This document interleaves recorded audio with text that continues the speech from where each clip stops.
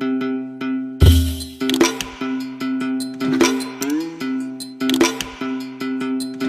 lunes 5 de junio del 2023, a las 10 de la mañana, dos montañistas cusqueños lograrían la cumbre del Nevado Tinque a 5.450 metros por una nueva vía, luego de haber pasado dos vivacs bastante complicados.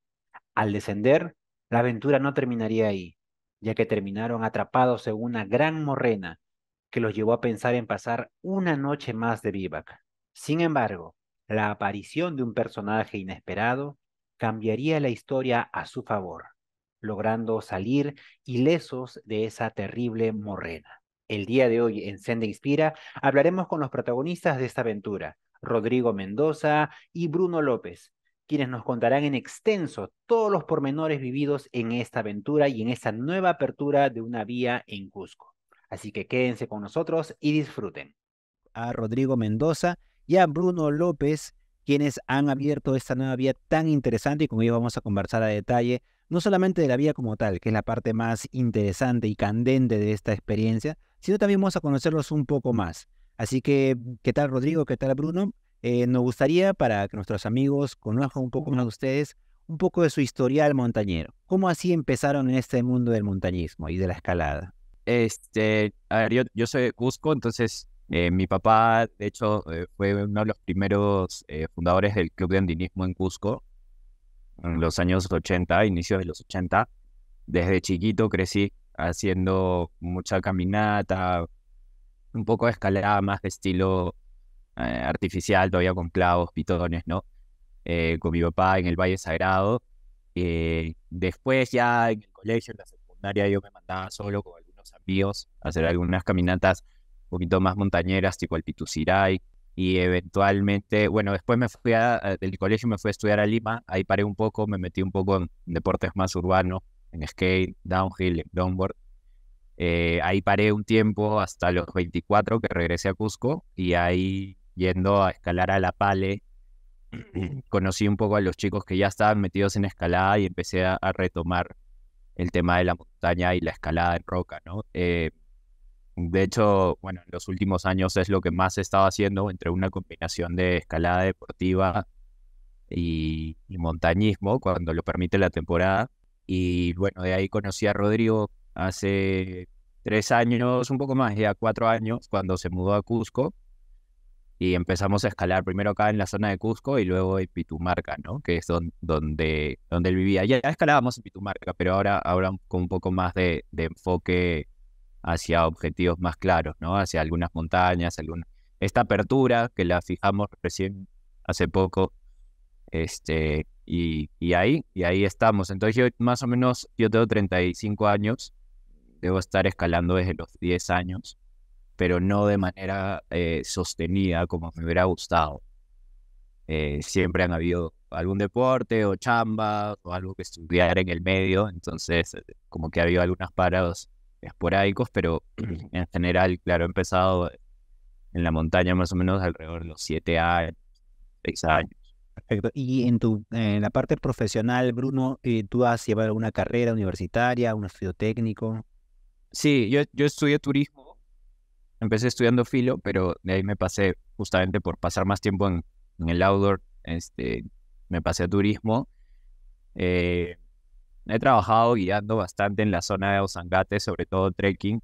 He sido asistente de escalada también con Alfredo Zúñiga, que en realidad es el guía UCM acá, entonces he chambeado con él como asistente en escaladas. Alguna vez llevamos incluso un grupo de gente sin piernas, sin brazos, con ceguera, veteranos de guerra, los llevamos a escalar al pequeño Mariposa en Ozangate. He tenido algunos acercamientos así, pero sobre todo veo el turismo un poco. Ahora tengo un trabajo más corporativo, ¿no? De diseño de productos. Sí, estoy un poco más de tiempo en oficina de lo que me gustaría. Pero ahí igual dentro de todo me permite salir, hacer scouting, viajar y me permite organizarme un tiempo para ir a escalar, que es lo más importante. Y ahora vamos con Rodrigo. Rodrigo, cuéntanos un poco en tu caso, ¿hace cuánto empezaste en la montaña? ¿Cómo así te nació este deseo de estar en montaña? Y también cuéntanos un poco la parte profesional que te ha tocado a ti estudiar y Gracias, Edward. En primer lugar, agradecerte por este espacio. Creo que haces un aporte importante a la cultura montañera del país teniendo este espacio. He visto que hay pocos ahora espacios, ya sea digitales o escritos, que nos permitan a los peruanos difundir nuestras actividades de montañismo en el Perú, y creo que quiero aprovechar además estos minutos que me das antes de hablar de mí, de agradecerte, uno, por recibirnos en tu programa, dos, de ponerle punche y empuje a la difusión de las actividades que se hacen en el país, que creo que es algo que es vital para que más gente nos involucremos en estas actividades, que no son fáciles en términos ni siquiera físicos, ni psicológicos, ni económicos. Entonces, si no creamos comunidad entre nosotros, no nos vamos a apoyar ni vamos a conseguir cerrar esas brechas para que más gente podamos disfrutar de nuestras montañas, que somos un país riquísimo en ese sentido, y creo que gracias a estos espacios como el tuyo, pues podemos tener este apoyo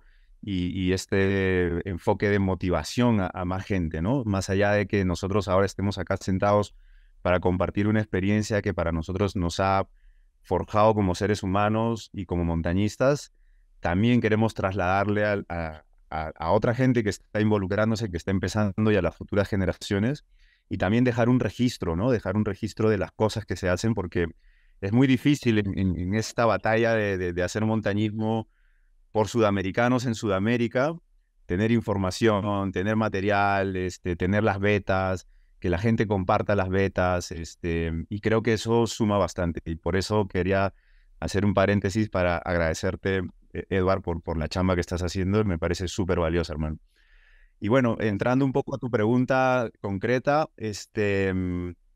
bueno, yo, al igual que Bruno, también soy de Cusco. Tuve también tuve una migración hacia Lima para terminar el colegio y la universidad. Pero durante mi infancia acá en Cusco me crié entre la ciudad y un pueblo al sur de Cusco que se llama Quiquijana. Entonces, estaba muy cercano a las montañas, a caminar por el campo, a caminar por los senderos, acompañando a mis abuelos, a mi madre.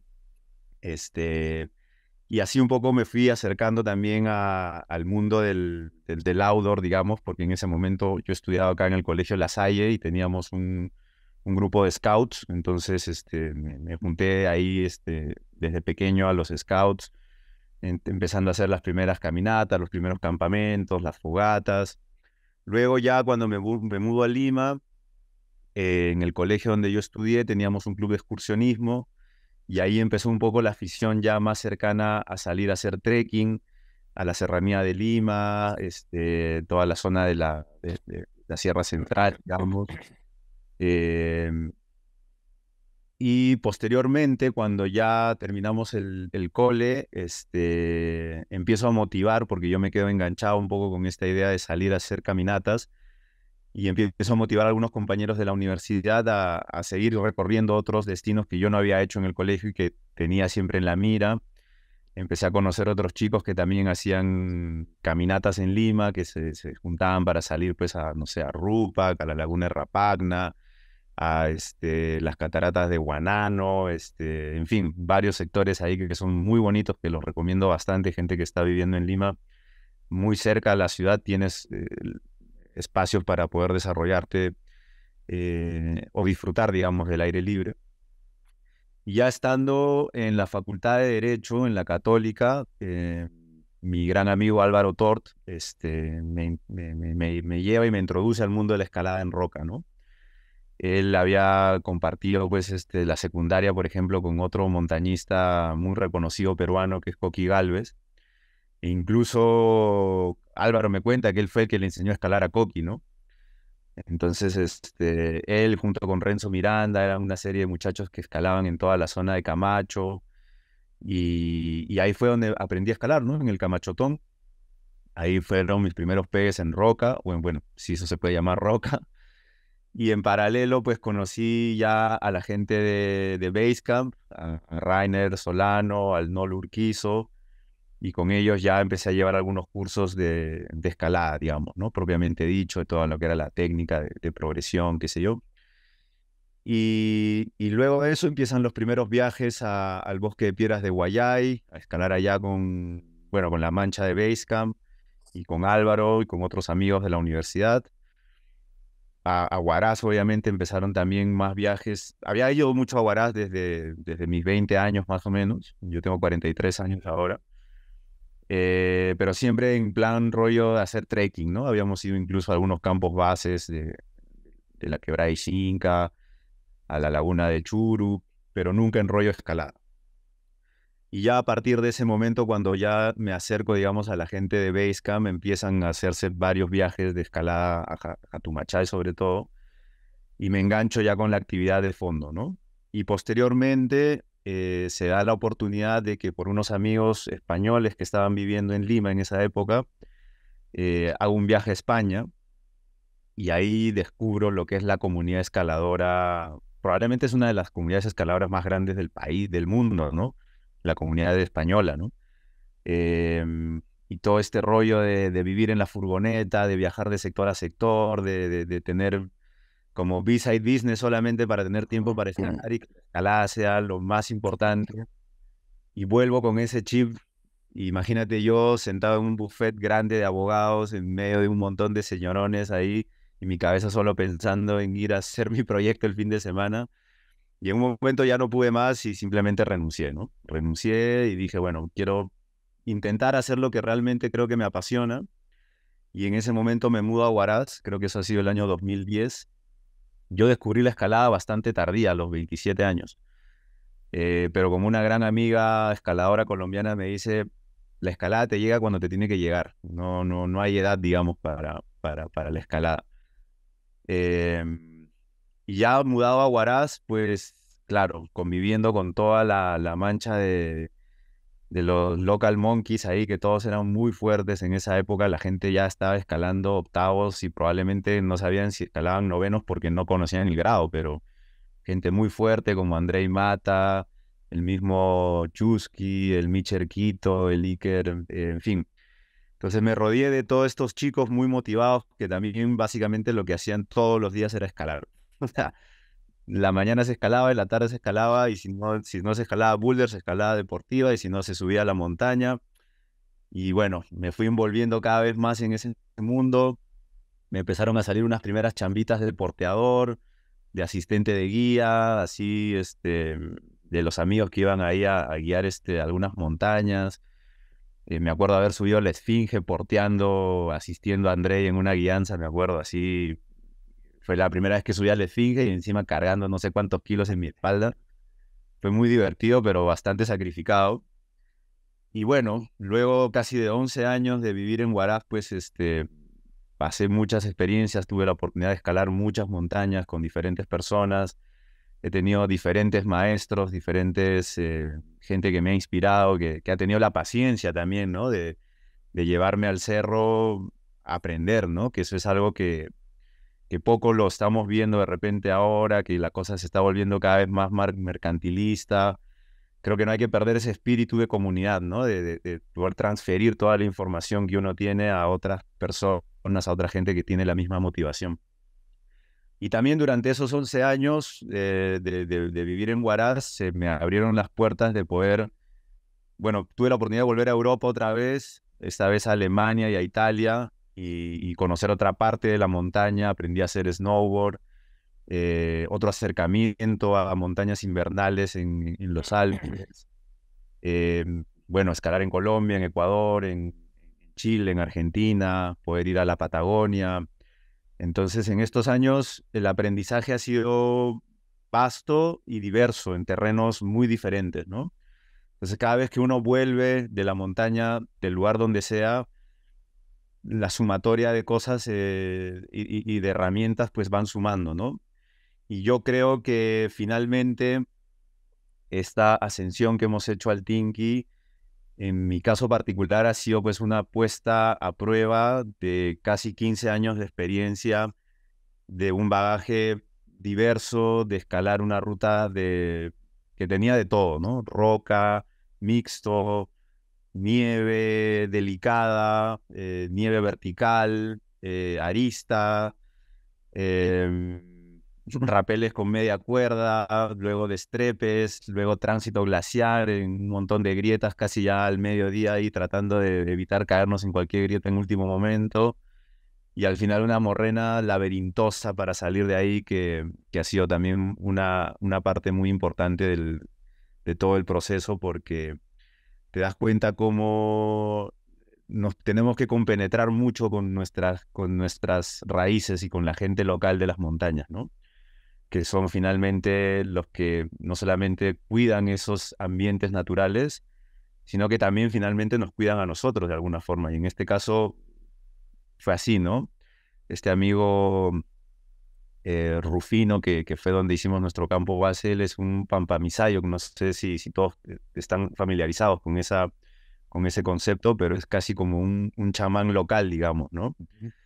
Y, y en el momento en que más lo necesitamos, esta persona salió para mí, dentro de mi imaginario, casi salió de la montaña a darnos el encuentro y finalmente llevarnos hasta su casa de vuelta.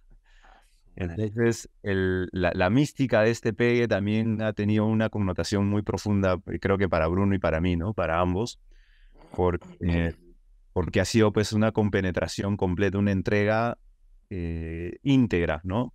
No solamente hemos hecho la integral de la montaña, sino que ha sido una ascensión integral y espiritual para nosotros también, ¿no? De poder entregarnos así a estos apus que para la gente del mundo andino pues representan las deidades máximas, ¿no? Y que esta deidad nos haya permitido recorrer todo su territorio y volvernos a casa íntegros, creo que es un regalo divino, ¿no? Básicamente. Muchas gracias, qué interesante. Y siempre la montaña tiene eso, ¿no? Por más que cual sea nuestro credo o no tengamos ninguno, siempre la montaña nos impacta de muchas maneras y siempre de manera bastante profunda, que nos remueve no solamente desde cómo pensamos, desde cómo concebimos la vida, sino también este vínculo con la misma naturaleza, ¿no? Eso es algo muy, muy especial que tienen este tipo de experiencias. Y vamos a hablar justamente ya ahora de este pegue, de esta vía que han realizado. Para empezar, la primera pregunta que surge, ¿cómo así escogen esta montaña? ¿Por qué esta montaña? ¿Y por qué por esa vía? Porque, por lo que ustedes han comentado, hay una vía que ya se ha hecho, que es la vía normal, digámosle, pero ¿por qué ustedes deciden meterse por otro lado y por qué esta montaña? Cuéntanos un poco. Ahí hemos coincidido sin querer queriendo, creo, porque yo la verdad es que, o sea, he ido un montón de veces por esa zona, alrededor escalé el Parque Ocaya, una vez fui al Caracol, no logramos hacer la ascensión, pero igual hice el acercamiento y todo al Caracol que está al lado del Tinqui. Al Jampa he ido con clientes algunas veces también, ¿no? Al Jampa hay un montón de veces, más de las que me gustaría haber ido. Y está ahí al frente porque es una de las montañas más accesibles. Entonces, normalmente cuando alguien empieza por primera vez o las primeras veces en la montaña lo llevas al Jampa, o si hay algún grupo de clientes lo lleva al Jampa, es como lo más seguro y lo más accesible. La pared está al frente, entonces se ve. A mí toda la vida desde que he empezado a escalar siempre me ha motivado más el hecho de abrir rutas nuevas que el hecho de repetir. Es algo que yo en general critico mucho. Hay como tantas bandas en Cusco y en general en Perú que hacen covers. ¿Y cuál es la necesidad de hacer covers? Si sabes tocar un instrumento tan bien, lo suficientemente bien como para replicar a alguien que es virtuoso, puedes hacer tus propias canciones. Es lo mismo con la montaña, ¿no? Entonces, en Cusco, a pesar de que hay una gran cantidad de montañas y de vías y de posibilidades, se tiende a repetir mucho.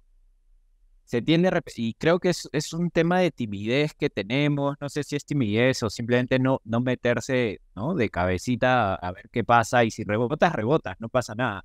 Buena parte de la escalada es aprender a rebotar y volver. Pero bueno, yo vi esa vía, la vía de roca, no había considerado toda la integral, pero sí la vía de roca, y en algún momento hacer la integral.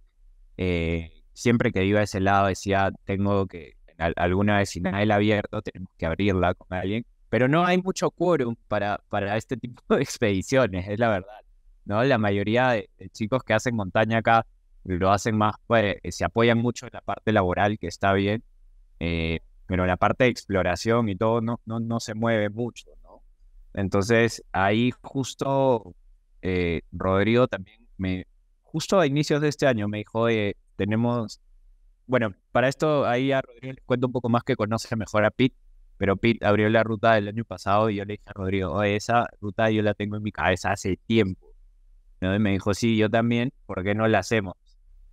Y ahí es cuando yo sentí bien, ¿no? O sea, por fin, cuando aparece un partner que te dice, oye, vamos a explorar, y si rebotamos, rebotamos, no pasa nada, pero vamos a darle, a probarla.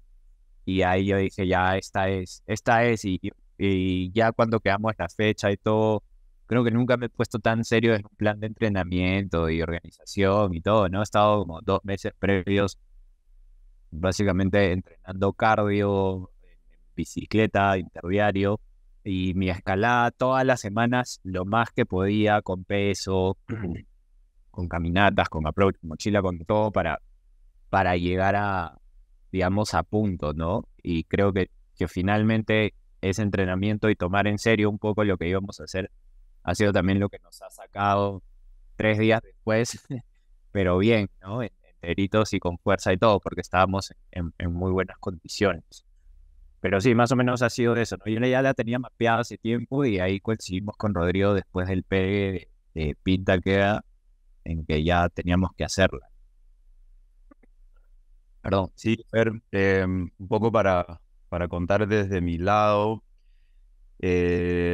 Bueno, con Pete vengo compartiendo casi hace un par de temporadas o 2 temporadas que ha venido a Perú. Bueno, los que no conocen, Pete Takeda, pues es un alpinista americano, escalador casi dentro de la esfera, vamos a decir, de leyendas ya, ¿no? Una persona que ha escalado casi 400 veces el Capitán, tiene ascensiones en Himalayas, tuvo un intento a la cara norte del Santa Cruz, ahí en Cordillera Blanca, que incluso está en una película de Marmot.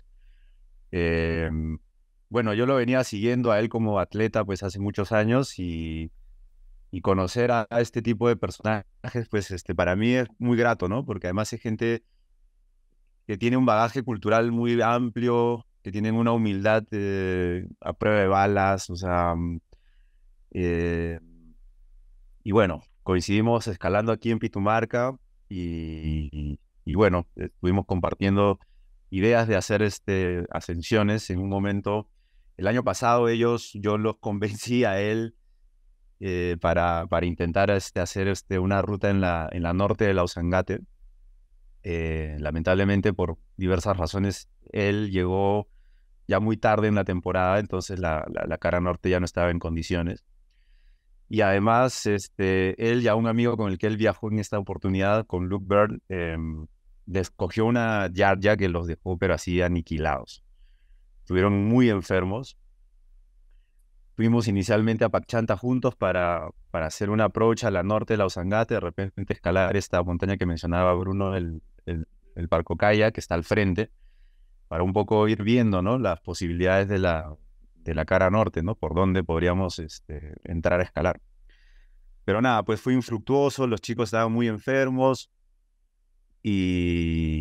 pero bueno, la motivación que ellos tenían de ir a la montaña era bastante alta, entonces decidieron quedarse ahí hasta recuperarse, y le habían echado, bueno, yo les había tirado el dato también del Hatunguma, que es otra montaña también súper impresionante en Cordillera Vilcanota, donde hace unos años Oriol Baró y dos amigos suyos abrieron también una ruta espectacular, así con un más súper extremo.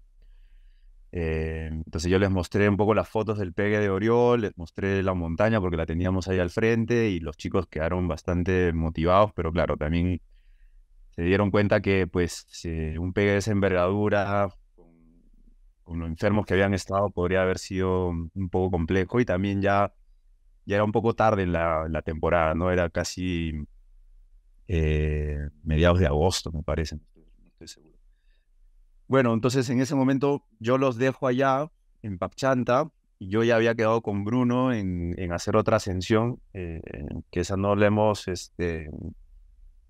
difundido mucho porque, bueno, no terminamos haciendo cumbre, que fue, nos metimos a cara sur parece que nos gusta la cara sur, hermano, al sur del Yayamari, que es otra montaña acá también, 6.000 aquí del Vilcanota. Un pegue muy exploratorio, bueno, que podemos conversarlo en otra oportunidad, pero muy bonito también, porque una zona muy remota, creo que ha sido el lugar donde más remoto y expuesto me he sentido en mi vida, porque ahí sí no hay nadie, no hay nadie. Y, y bueno, y en paralelo, mientras nosotros escalábamos la sur del Yayamari, los chicos ya un poco más recuperados, hacen esta ruta del Tinki. Y bueno, Luke y Pete se estaban quedando en mi casa en ese momento. Entonces luego que bajamos ambos de la montaña, nos encontramos en casa, compartimos un asado y bueno, ahí me comparten bastante de la información de lo que ellos habían escalado, ¿no? Muchas fotos, las fotos se veían increíbles, la calidad de la roca se veía buena. No hay muchas fotos del mixto, en nuestro caso tampoco, porque es como una escalada tan delicada que no da tiempo de sacar la cámara. No.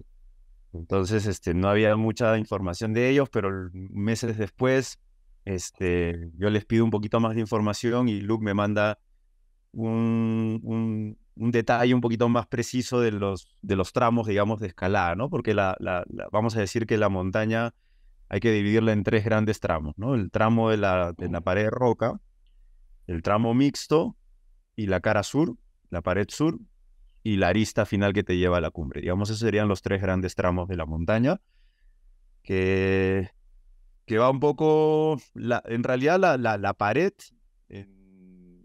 o sea, es un poco sketchy, un poco delicada al inicio, pero luego, bueno, además que somos escaladores más recurrentes de roca, porque claro, a la montaña no se va todos los días, ¿no? Pero escalar en roca puedes ir todos los días, entonces puede ser que te sientas un poquito más en confort dentro de ese terreno, ¿no? Porque, bueno, estás seguro, mientras la roca te da buena protección, qué sé yo, vas progresando de manera confiable, ¿no?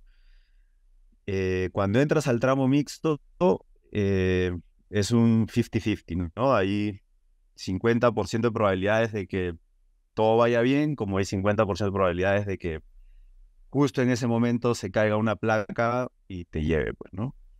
Que ese es el riesgo en general de cualquier montaña, ¿no? ¿Qué ha podido pasar? Porque mientras Rodrigo abría y yo no aseguraba y no teníamos dónde yo anclarme porque era la nieve azucarada horrible y la pared vertical, pero no había espacios de roca como para asegurar.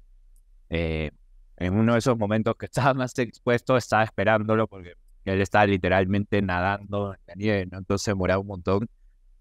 Debajo mío se asentó una placa y fue como, ¿no? Acá de corbata y todos los sentidos simplemente enfocados en el momento, ¿no? Ya, normalmente este tipo creo que de pánicos que tienes por segundos en la escalada, cuando te vuelas, cuando sientes que estás haciendo alguna maniobra mal con las cuerdas, cuando sientes que metiste la pata y pusiste tu vida en riesgo y tienes segundos de pánico. Creo que en SP han sido como 5 horas continuas.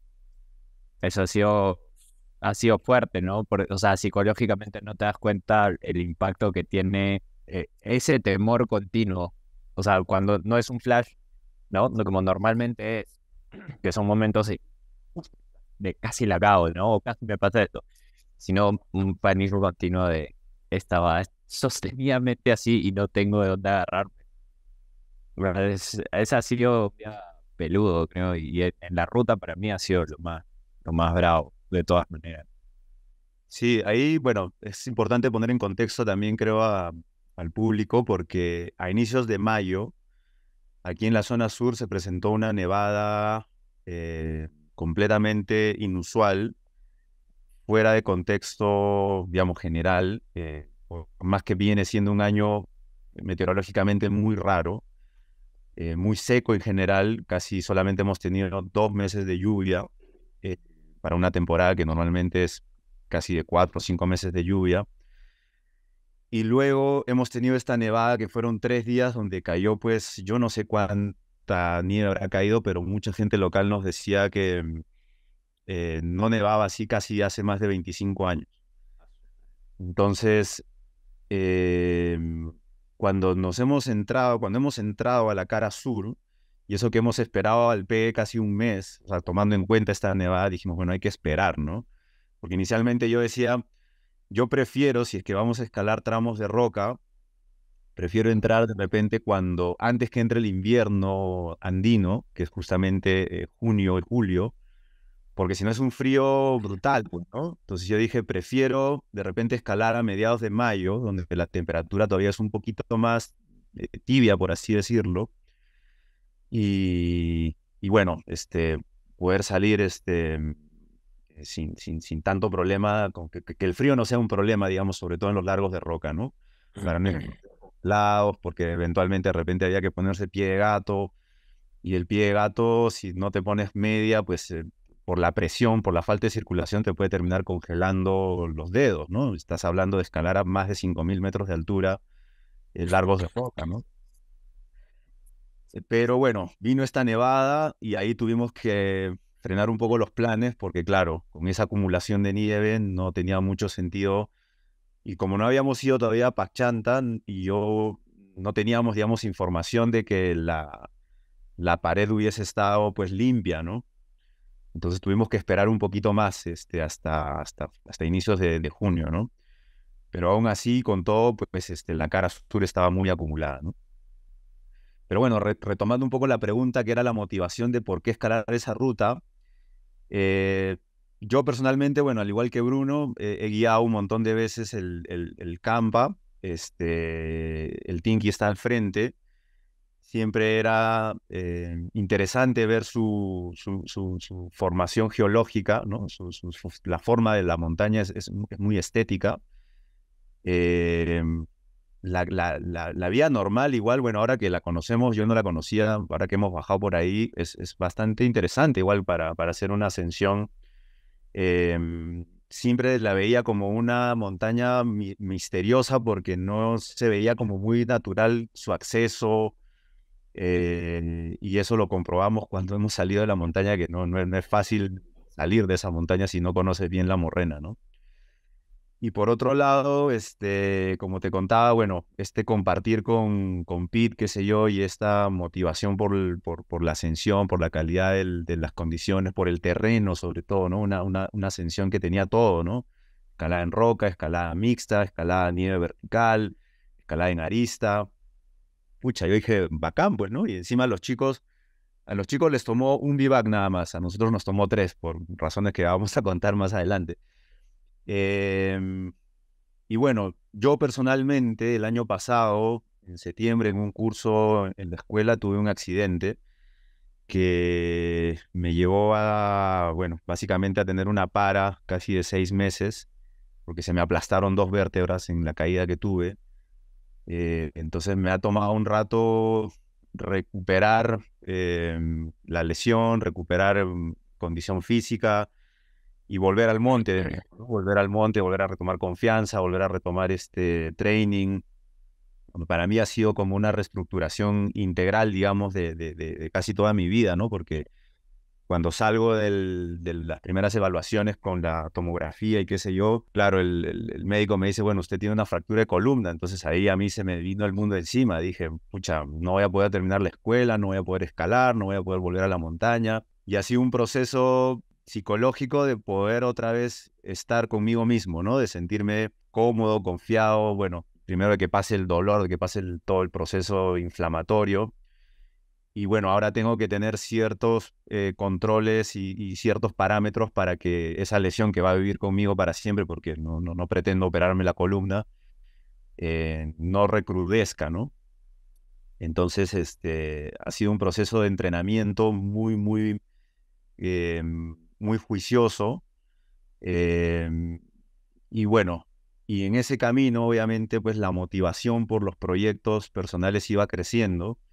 Este año, pues la lista de proyectos, bueno, como todos los años, siempre es bastante extensa. Y claro, la ruta de Pete y Luke, pues estaba en mi cabeza siempre y dije, bueno, pues quiero intentarlo y quiero, o sea, sería un buen proyecto como para volver otra vez a la actividad, ¿no? Entonces ahí, bueno, como decía Bruno, venimos ya escalando varias montañas hace unos años juntos, ya nos estamos conociendo un poco más, tanto personalmente como deportivamente, sabes, como que este tipo de pegues en la montaña demanda de que la compenetración entre las cordadas sea pues vital, porque uno va a estar siempre en situaciones límite, ¿no? Creo que el componente, vamos a decir, de empatía mutua que tiene que haber entre compañeros de cordada, sobre todo en alta montaña, es vital para mí. Y bueno, entonces ahí le compartí la información que yo tenía de los chicos, le dije, bueno, son estas características. Ya sabíamos un poco de antemano que el pegue no era fácil, ¿no? Que el pegue era comprometido. Leí y releía la reseña que me habían mandado, sobre todo Luke, que tuvo el tiempo de hacerme una reseña un poco más detallada. Y claro, al inicio a veces lo lees, cuando lo vuelves a releer, vas cayendo en cuenta de ciertas cositas de dificultad que, bueno, hay que tomar en consideración, ¿no? Que no es lo mismo, pues, de una ruta, de un monolargo, de un multilargo deportivo chapado, cuando ya estás en alta montaña, a más de 5.000 metros, con dificultades, pues, que no serán de repente las más altas dificultades, pero finalmente, pues, es una dificultad que hay que saber dominar en ese momento, ¿no? Hay que saber controlar esos escenarios donde estás, pues, enfrentando, pues, un largo de RX, que sabes que es un run out extremo, donde sabes que es un M3, un M4. Inicialmente, por ejemplo, en esta descripción que Luke me manda, ellos gradúan la ruta como un ED. Bueno, nosotros en la graduación que hemos propuesto, yo he preferido ser un poco más conservador. Uno, porque nunca en mi vida he escalado un ED, entonces no tengo referencia de qué significa eso en intensidad.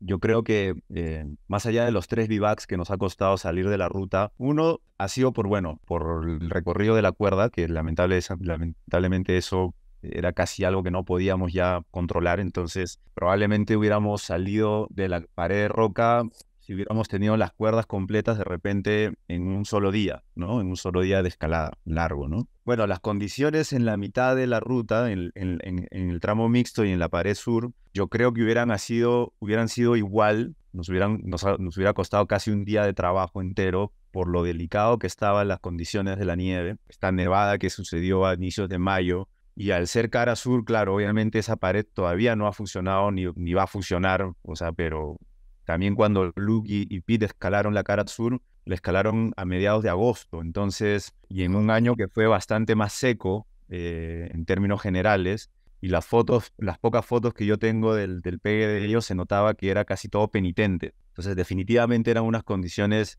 muy diferentes, porque cuando conversábamos, ellos nos hablaban de que lo más duro para ellos de la ruta habían sido los 3 primeros largos de rock. Y mira que estamos hablando de un yosemitero con vasta experiencia, y nos decía que el tramo de arriba no era tan difícil.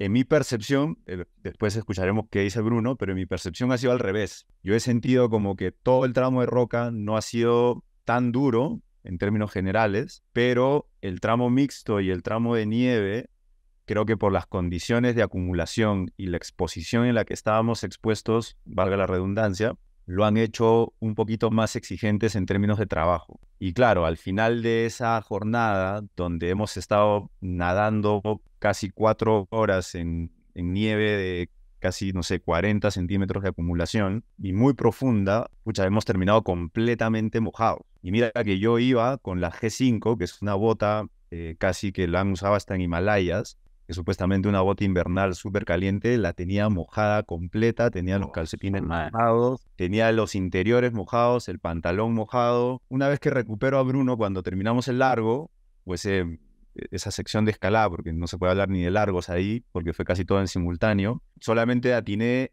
a sacarme la ropa completamente y meterme en la bolsa de dormir porque ya estaba entrando en hipotermia, ¿no? Sacar las mantas térmicas y empezar ahí un proceso de hacer este proceso pues que te envuelves para combatir la hipotermia, ¿no? Y estábamos ahí casi a 5.300, 350 probablemente. Y en un plató de nieve muy expuesto, porque ya estábamos casi abajo de la arista, entonces era un corredor, digamos, natural Evidente.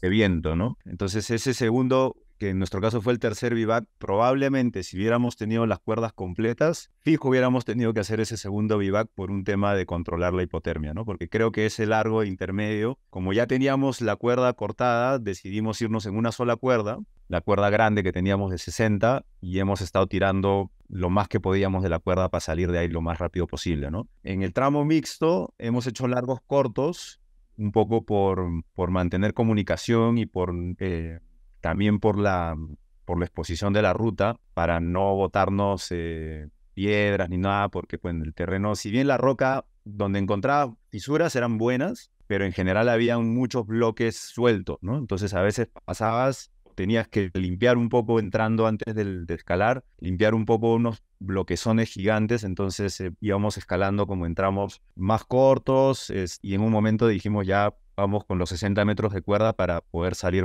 lo más rápido que podamos de la sección más peluda, ¿no? Entonces sí ha afectado bastante, creo, la meteorología de inicios de mayo, para que la ascensión también se ponga un poquito más compleja en ese punto, ¿no? No sé, Bruno, ¿qué te parece a ti? Y de paso, Bruno, Sí, cuéntanos, perdóname, además de eso, cuéntanos qué pasó con la cuerda, cómo así se cortó.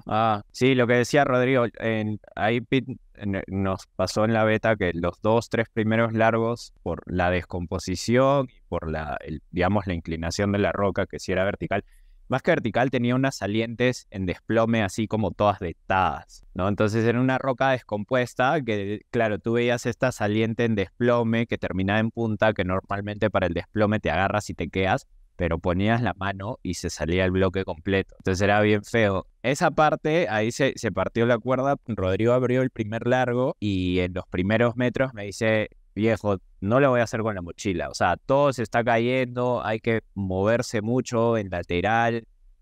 Lo más prudente ahorita es yo me pongo los gatos, navego un poco entre la roca, llevo arriba y una vez que esté asegurado, pásame la mochila como petate, ¿no?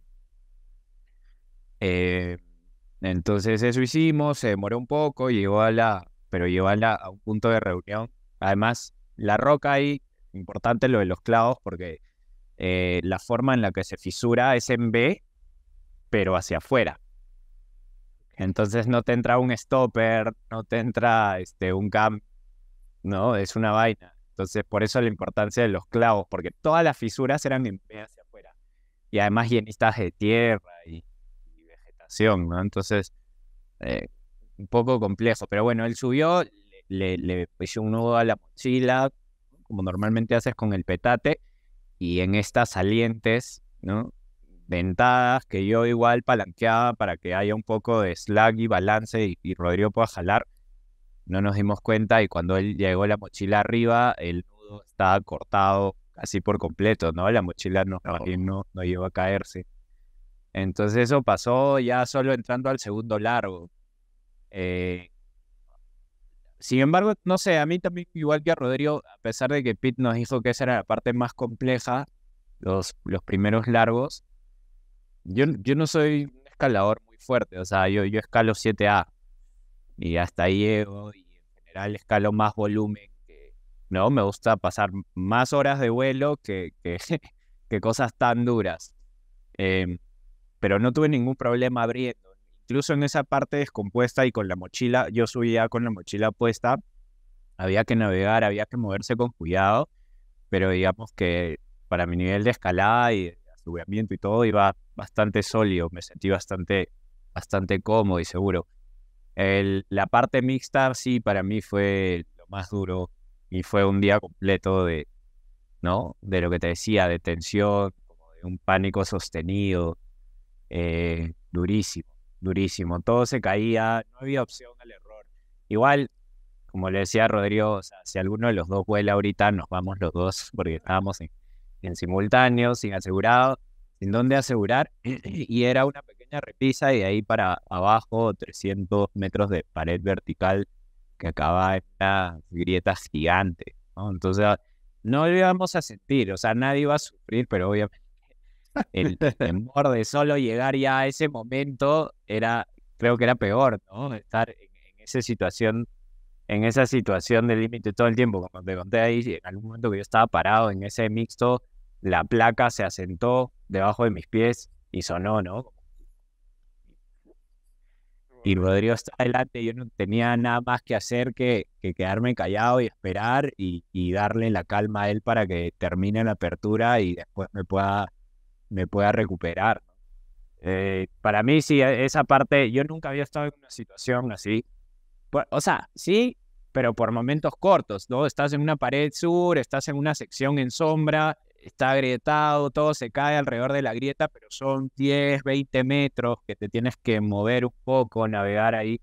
Esto ha sido un recorrido larguísimo de todo un día, que igual no era tanto, habrán sido máximo 200 metros en lateral, 250 metros como mucho, pero nos ha tomado casi todo un día por las condiciones, ¿no? Entonces, esa parte creo que yo le cambió por completo la dificultad a la vía. Ha sido un ajuste. Y bueno, el resto hay que considerar el equipo. Estábamos llevando camelos, estamos llevando empotradores, un montón de runners, equipo de roca y de hielo, botas, los piolets. Yo le decía a Rodrigo, somos súper privilegiados porque tenemos equipo, cuesta un montón de plata. Decía, en la época de mi viejo, haber hecho una escalada así, primero, si es que llegas a tener el equipo y segundo, el peso, ¿no? A pesar de que no tenemos el equipo que es tope de elite, igual teníamos equipo bastante ligero para, con todo eso, moverte con 20 kilos. Y yo, por ejemplo, con la G5, yo estaba con unas Nepal. Yo he regresado con un poco de congelamiento en los pies. De hecho,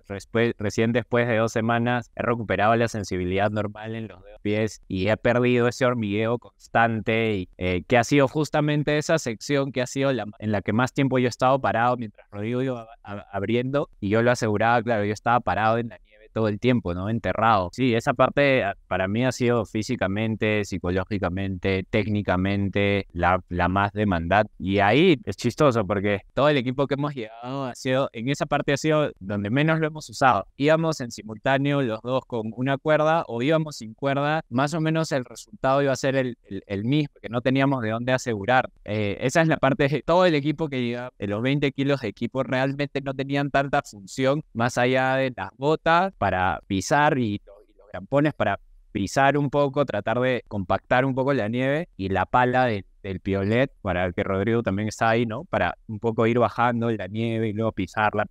Y también ese finalmente fue uno de nuestros errores principales, no contemplar esa variación en la dificultad tras la nevada. Nosotros habíamos mapeado toda la ruta, la entrada, la salida, la parte de roca, pero no habíamos considerado tanto que, oye, siendo cara sur, ¿habrá terminado de depurar o habrá habido la exposición al sol suficiente o la temperatura suficiente como para eso esté más compactado? Cuando llegamos fue un poco sorpresa, ¿no? Ver la cantidad de acumulación de nieve que había ahí. Eso fue lo más inesperado. El resto de la ruta creo que dentro de la dificultad está mapeada en nuestra cabeza, pero esa parte fue como chucha, apareció esto, ¿no? Y les tocó hacer 3 vivacs, por lo que me contaron, ¿no es cierto? Cuéntame, ¿por qué esa edición 3 vivacs tanto, me decía esta pared, qué pasó ahí? Como te contábamos al inicio, desde el segundo largo empezamos a escalar con 40 metros de cuerda, entonces la progresión se fue haciendo lenta, los largos de 40 metros, pues se va quitando, digamos, territorio, pues, ¿no? Porque puedes avanzar, pues, con largos de 60, ¿no? Nos dimos cuenta también, pues, que la pared es gigante, pues, no es muy grande. Luego del tercer o cuarto largo, me parece que ya hicimos largo, un momento en el que el terreno se pone bastante tumbadito de terreno de cuarto grado. Ahí decidimos como decir, bueno, ¿sabes qué? Vámonos en cuerda corta. Es una técnica que probablemente deportivamente no es muy común, que tampoco, bueno, en la escuela siempre nos dicen que solamente se tiene que utilizar bajo criterios de una persona que tenga el conocimiento del manejo de la cuerda corta. Ahí debo agradecer un poco a la escuela y a mi formación de poder darme esas herramientas para poder resolver en ese momento y aplicar esa técnica que nos permitió pues avanzar, por lo menos ese día, avanzamos casi 100 metros así en esa metodología, ¿no? Hasta que ya llegamos a un punto donde venía un largo más técnico, un largo de escalada, un poco más de dificultad, pero bueno, como te contábamos también ahora, justamente en esta época del año la luz es muy cortita, ¿no? En el día. Como era un terreno completamente desconocido, por más que tuviésemos cierta información de la ascensión anterior, mandarnos a un terreno desconocido a oscuras, tienes la luz frontal, pero eso te da cierta visibilidad, ¿no? No un panorama completo de toda la magnitud de la pared, ¿no? Lamentablemente esa pared, cuando la ves completa y encuentras un corredor o un camino que te da dificultades moderadas como para avanzar rápido, porque nosotros no íbamos buscando tampoco pues encadenar pues un largo durísimo de roca en esta ascensión, ¿no? Lo que queríamos era hacer toda la ruta integral, ¿no? Entonces cuanto más rápido pudiéramos avanzar y buscar el camino más fácil posible, era un poco el objetivo, ¿no? Pero en este mundo vertical, si te vas 3 metros más a la derecha o 3 metros más a la izquierda, de repente te encuentras con un paredón donde ya te vas a tener que pues de repente enfrentar a un 7A y hasta que salgas del 7A o sales en artificial o qué sé yo, en fin, queríamos reducir ese riesgo, digamos, de tener que estar enfrentando más y más dificultades que no teníamos planificadas. Para mí personalmente, por la falta, por el problema tengo, para mí era vital poder escalar rocas, sobre todo de día. Quizás en la nieve o un uniforme en términos, digamos, de una ascensión clásica, digamos, de una ascensión de un nevado normal, que normalmente siempre lo enfrentamos en horas de la noche, no es tan complejo porque el terreno es casi uniforme. O sea, salvo las grietas o salvo algún serac, que ya lo tienes que haber visto el día anterior antes de empezar la ascensión, no tengo esa dificultad de ir con una frontal porque el camino es muy regular. En una escalada en roca, la precisión y la capacidad de identificar los agarres más pequeños, la capacidad de identificar tus fisuras para protegerte, son vitales, ¿no? Entonces, y en un terreno desconocido, para mí ir a andar de noche no era una opción. Cuando nos cayó la noche, debajo de ese primer muraco, donde están, digamos, los largos de dificultad, ya, digamos, de escalada un poquito más dura, nos dio casi las 5:30, 6 de la tarde y bueno, felizmente teníamos una buena fisura al lado, armamos un mega anclaje, armamos una línea de vida, era una repisita de 1x1, ahí sacamos las colchonetas, los sleeping y bueno, le dijo, hermano, acá vamos a pasar la primera noche. No, igual tratamos de salir esa primera noche, ¿no? Pero Rodrigo tenía primero la dificultad visual y le dije, tranqui, ya, yo abro y vamos. Había una fisura por ahí que se veía asequible y me metí y como te decía, los pies de esa roca es una roca toda escamosa y tienes que ver las viaclasas de cuarzo para pisarla bien y ahí te quedas, ¿no? Porque el resto se desmoronaba. Me volé un pie tratando de abrir la salida para no hacer vivac ahí. Tenía la mano así invertida con estos 2 dedos, me tiré un dedo. Entonces ya tiré el dedo, escuché ahí como el tirón, el ¡tac!, ¿no? Ese como un conejo, y se me empezó a hinchar y ahí creo que nos quedamos porque son estas cosas que tú sabes que si sigues presionando vas a meter la pata y va a haber algo peor. Entonces yo ya con eso también dije, no, ya si va a estar un dedo menos el resto de la escalada, nos estamos presionando, ¿no? Entonces ya fue como, no, vivac y mañana con luz, con la cabeza un poco más fresca, continuamos, ¿no? Porque pasa mucho que tienes la presión del tiempo también, pero finalmente esa presión puede hacer que generes un accidente. Estábamos sumando incidentes, ¿no? Y en la probabilística dicen pues que la suma de 2 incidentes genera un accidente, ¿no? Tratar de controlar un poco todo, ¿no?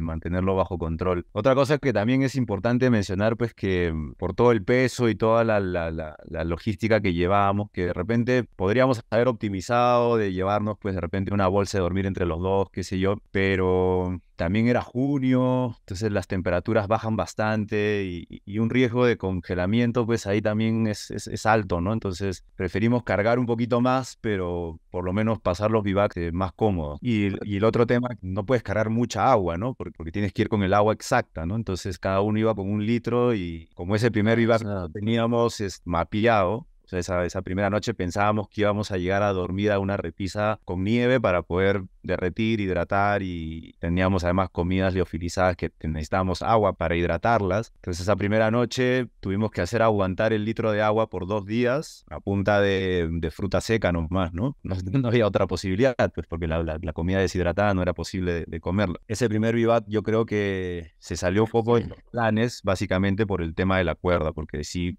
progresamos muy lento. Y el segundo día, cuando pasamos este muro con esas dificultades, igual ahí creo que en las fotos hay una foto nuestra donde justo estamos delante del Lockwood, y es ahí donde está esa pared que tiene varios larguitos ahí donde puedes elegir varias rutas como para salir de ese muro. Cuando salimos de esa parte de la pared y salimos a la parte superior, nos dimos cuenta pues que igual nos faltaba un montón de pared, y seguíamos con la misma dinámica de la cuerdas de 40 metros, ¿no? Entonces, ahí los largos no eran tan difíciles, pero tampoco eran tan fáciles como para irnos en cuerda corta, porque el rango general era de quinto más, quinto más, por ahí de repente el largo superior último, de repente un 6A, y luego ya nos tocó una travesía bastante moderada, digamos, hasta entrar al terreno mixto, ¿no? Y ya cuando entramos a ese momento, igual, ¿no? Eran casi como las 4 de la tarde y llegamos a una repisa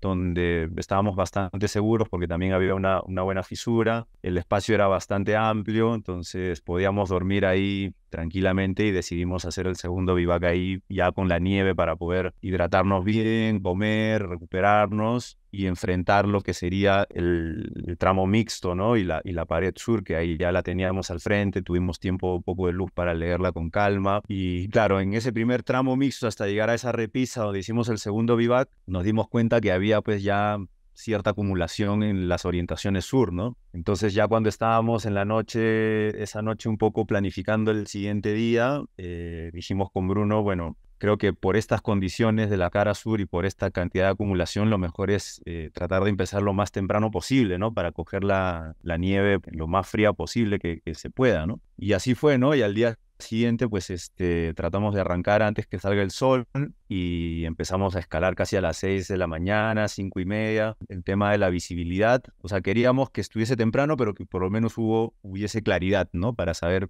por qué camino ir, ¿no? Porque en ese momento era un laberinto también el mixto, ¿no? O sea, no te podías ir muy en travesía a la derecha porque ibas a una exposición a estos terrenos verticales que te contaba Bruno de estas paredes de la cara sur del Tinqui, con nieve pues en malas condiciones, y entonces ahí lo que hicimos fue tratar de ir por la zona más rocosa que encontramos, ¿no? Que había buena protección de fisura, lo cual eso a mí por lo menos me da más tranquilidad y más confianza de escalar con seguridad, ¿no? De que estoy yendo a un Camelot bien puesto en una fisura óptima, y no ir andando ahí a lo loco, nadando en nieve que no te da ningún tipo de anclaje, ni una estaca, ni nada, ¿no? Entonces en ese tramo incluso nos tocó hacer hasta 2 mini rapeles como para ir subiendo, bajando, y ir encontrando un poco el camino.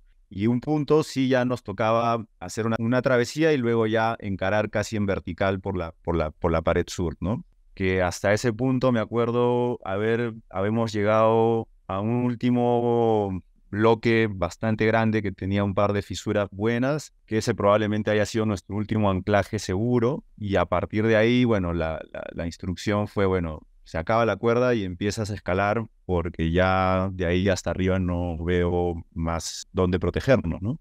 Y como te contábamos, pues ha sido un trabajo largo, delicado, porque había que ir abriendo terreno, pues básicamente cavando y nadando en esta nieve, y además ir andando, pues discurriendo de tal forma de no romper la placa, digamos, ¿no? Que ese era el principal objetivo, ¿no? Porque claro, se rompe la placa y nos barre, simplemente nos barría. Entonces había que ir andando, buscando la línea más segura, hasta luego ya encarar hasta la salida de este plató. Y bueno, y el tercer vivac, claro, ese día fue largo, entonces nos costó mucho trabajo terminar toda la sección intermedia de la ruta. Y si bien hemos querido salir hasta la cumbre ese día y rapelar de noche para bajar, me parecía también que no era un plan medio lógico, ¿no? y además considerando pues las condiciones ya de humedad de toda la indumentaria que teníamos, había que refugiarse, combatir la hipotermia. Creo que esa noche el balón de gas nos duró una última derretida de nieve y aguantamos con un medio litro de agua más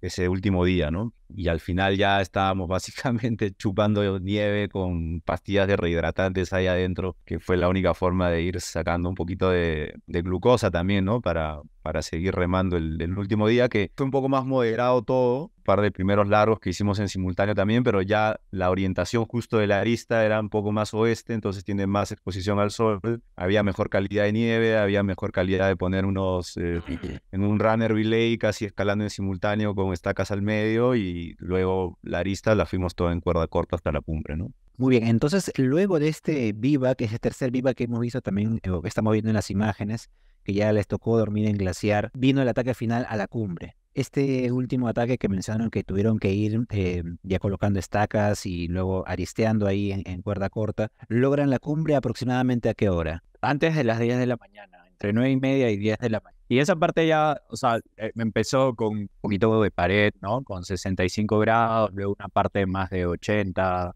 grados más o menos. Ahí esa parte yo ya iba abriendo, estaba bastante cómodo, pero sí ya la deshidratación me estaba jugando en contra, ¿no? Porque en los 4 días habremos tomado, a ver, el primer día tenemos 1 litro de agua que yo me lo volé antes del mediodía, y el resto de días hemos podido derretir un máximo de 1,5 litros por cada uno. Entonces estamos hablando de menos de 2,5 litros casi en 4 días a 5.400. Pucha, la deshidratación para mí fue el otro factor que hizo más complejo el tema, ¿no? Bueno, pasará a la autocrítica, pero llevamos un balón de gas ultraligero que es básicamente para una noche. Las comidas deshidratadas nunca las comimos, porque utilizamos el gas para derretir nieve cuando se pudo, pero igual nos duró para derretir en el segundo vivac 1 litro por cada uno, más o menos, ¿no? Y al tercero casi que no llegó a derretir nada porque ya no había gas. Entrando a la arista hacia la cima, las condiciones buenas, ya la nieve bien compactada, ya se sentía hielo, también los grampones, las estacas, todo. Ya está una plataforma para arriba. Llegamos a las 10 de la mañana, pero ya bastante deshidratados, y ahí vino el segmento de los rapeles, que igual sigue siendo pared sur, ¿no? Descenso es por una poquito más sureste, con un poquito más de exposición, pero igual la nieve suelta, las grietas de hecho también un poco tapadas por esta arenilla, así, por esta nieve azucarada horrible. Entonces, ese día ya creo que nos sentíamos mucho más cómodos, ya habíamos entrado a la ruta tradicional que la gente utiliza para subir y bajar de Tinky, pero ya estábamos bastante cansados, deshidratados. Entonces ahí ya te empiezan a jugar otros factores, ya no juega tanto la parte técnica, ¿no? Te empieza a jugar un poco el cansancio mental, el cansancio físico, la deshidratación. Mentalmente, de hecho, es loco, ¿no? Yo me había llevado un mapa clarísimo de cómo salir de la morrena, pero el cuarto día ya es loco, el cerebro ya no trabaja de manera regular. Entonces algo que es tan fácil para mí interpretar, que había organizado, programado, ¿no? Lo había puesto en el celular para tenerlo ahí justo el día de la salida y buscar bien la salida de la morrena. Ya no, de pronto ya no era claro, de pronto era como le daba 1000 vueltas al celular y estaba en la posición, ¿no? Y esa morrena es recontra mañosa, en verdad, tiende a ser como un pulpo. Entonces cada una de los espacios son canales gigantes, canalones. Tienes todas esas opciones de salida. El tema es que eso está superpuesto sobre una pared gigante. Entonces, por cada uno que sales termina en una pared de 80, 90, 100 metros de roca, con una cuerda de 60, la otra de 40. Y además que es una morrena que está todavía en muchísimo movimiento porque está todavía muy pegada al glaciar. Entonces hay mucho derrumbe, muchísimo derrumbe. Una de esas salidas es por donde está el acceso, y probablemente cuando vienes de abajo sea un poco más fácil ubicarla. De hecho, algunos escaladores que van por ahí habían puesto una línea de rachetas que ya la vimos al final, pero que no era nada visible, ¿no? Entonces ya ese último día, creo que para ubicar la salida hemos pasado por cada uno de estos pasajes de ida y vuelta, buscando la salida. resultó ser sí, normalmente en las ascensiones, bueno, acá en Cusco las morrenas tienden a ser un solo canalón o dos máximo que te llevan al ingreso al glaciar. En este caso, mucho más amplio, es mucho más amplio, ¿no? Porque digamos que el Tinqui está al lado izquierdo de un valle glaciar gigante. Entonces, a sus faldas tiene muchas más salidas. Es un área de montaña bastante extenso, ¿no? Ahí está, o sea, es Tinqui, Caracol y Jatumpunta, no son los tres picos. Entonces, imagínate la extensión de la morrena también viene de todo ese arrastre de tres picos grandes. Pero ahí yo creo que el tercer día a mí lo que más me cabeció fue ya el nivel de deshidratación que yo tenía. Yo chambeando en oficina, sentado todos los días, me tomo 2,5 litros a 3 litros de agua. Entonces, haber tomado esa cantidad en 4 días haciendo un montón de trabajo físico, a mí sí me tenía, pero así como ocurrido, al límite. Sí, yo creo que en ese punto, solamente para complementar, digamos, en lo que cuenta Bruno, creo que parte de lo que se requiere, digamos, en unos pegues de esta naturaleza, que vamos a decir un poco el estilo alpino de ir avanzando tu propio campamento a través de los bivacs, es tener mucha paciencia, ¿no? Tener mucha paciencia con uno mismo y con la montaña, ¿no? Porque en el momento en que te desesperas,